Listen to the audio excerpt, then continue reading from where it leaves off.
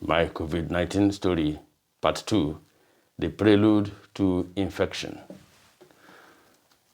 By the way, let me remove this face mask. I always wear this to emphasize the need to cover your nose and mouth using this or something similar when outside your household in public. My brush with COVID-19, the walk through the valley of the shadow of death, as I call it, began in the last week of December 2020. Earlier in the year, March to be precise, I had been visiting with my family in Accra, where I remained for a couple of months because of the pandemic. Prior to that, I had an important meeting scheduled to be held in Abuja on the 28th of December, long before the COVID-19 crisis. And given that it would be the festive season of Christmas, I thought that I might as well seize the opportunity to visit with my family and townspeople. If I had not been an ardent champion of the science-informed pandemic control measures, I should have traveled well before the 25th so as to spend Christmas Day in the hometown. But I elected to travel the same day of the meeting, the 28th, 3 days after Christmas, in order to keep my stay as short as possible, under 10 days, thus minimizing socializing. So I booked a flight for the early hours of the 28th, and in line with the pandemic protocols, went for COVID-19 PCR test on the 26th of December 2020. Unsurprisingly, I tested negative for the virus. Here is the test result. If you look closely, you would see that I tested negative for the virus on the 26th of December before I embarked on the journey.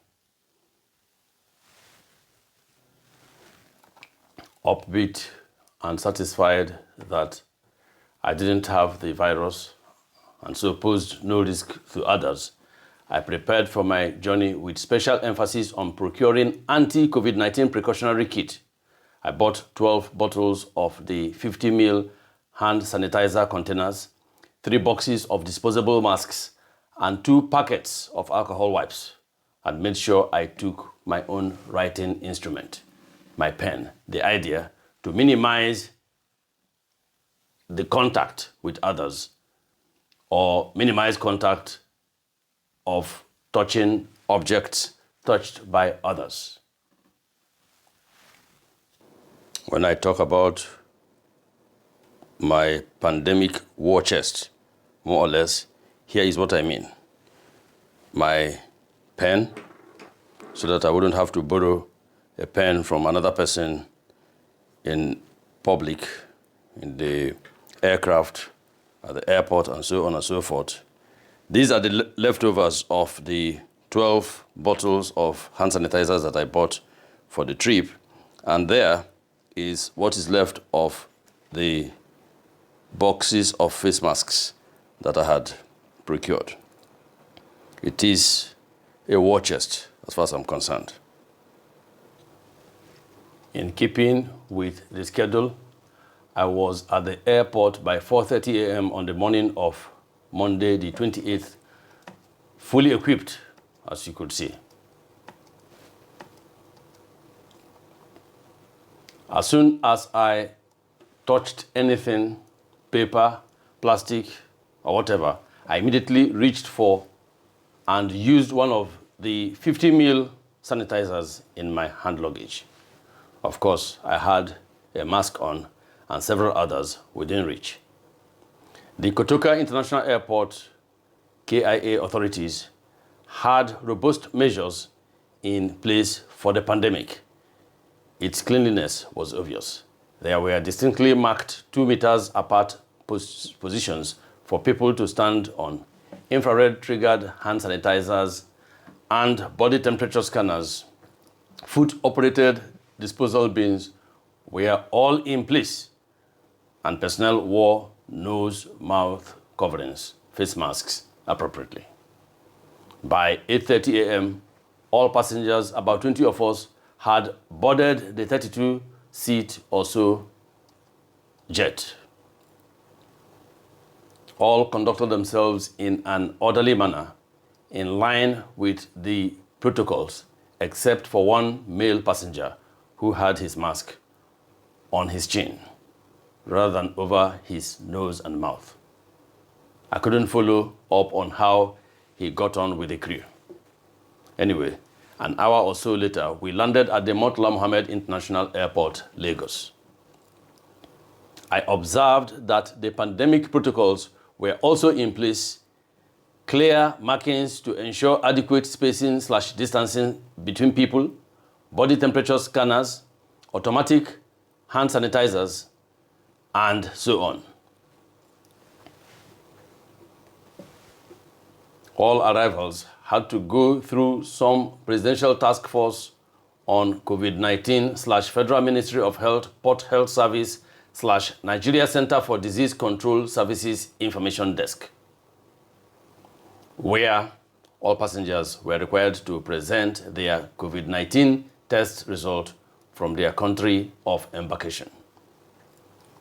Subsequently, all had to fill an information form and book and pay online for another COVID-19 PCR test at government-approved laboratories in the passenger's destination area within 7 days of arrival. Here is the PTFC, that is Presidential Task Force on COVID/the Federal Ministry of Health, Port Health Services flyer / the Nigeria Center for Disease Control flyer handed to us at the arrival terminal of Murtala Mohammed International Airport, Lagos. This is the back page of it. I hope you can see it and read it for reference purposes. For the 7th day COVID-19 retesting, in my case, since I expected to be in Imo State, I was booked for the test at the government-approved laboratory in Owerri, the state capital. This right there at the airport arrival section, even before getting to immigration and customs. On my way out of the international wing, a chap with his mask on his chin, who seemed to be a porter, volunteered to get a cab for me and to pull my luggage along. But determined to minimize social contact, I politely declined his offer. He tagged along nonetheless, and so I asked him what the point was on having a mask if you were going to wear it on your chin. That it was pointless.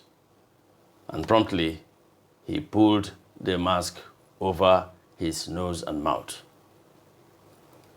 When we got outside, there was a taxi driver who seemed to have gotten a call from him and who was therefore waiting. He spoke to the driver and was gone as quickly as he had appeared. As soon as he left, I pulled out my sanitizer and squirted some on my hands because he had touched the handle of my luggage. Again, the taxi driver had what by now I had come to call the chin mask, and I'll show you exactly what I mean by that. This is how they wear the chin mask. Rather than covering mouth and nose, it's on the chin, covering nothing, achieving nothing. Anyways, I reminded the driver to wear his mask properly, and he did. Then I got into the vehicle, and he drove me to the local wing of the airport, which had a couple of staff at the entrance, whose duty was to spray some sort of disinfectant on luggage, shoes, and to direct each person to wash their hands before entering the facility. Indeed, adequate protocol to prevent the spread of the virus was in place, as it was back at the Kotoka International Airport, Accra, Ghana. The same for the Murtala Mohammed International Airport and the local wing. I'll stop here and continue my testimony in the narrative of my exposure to COVID-19. I am Dr. Charles Mwameme Obasi. God bless you.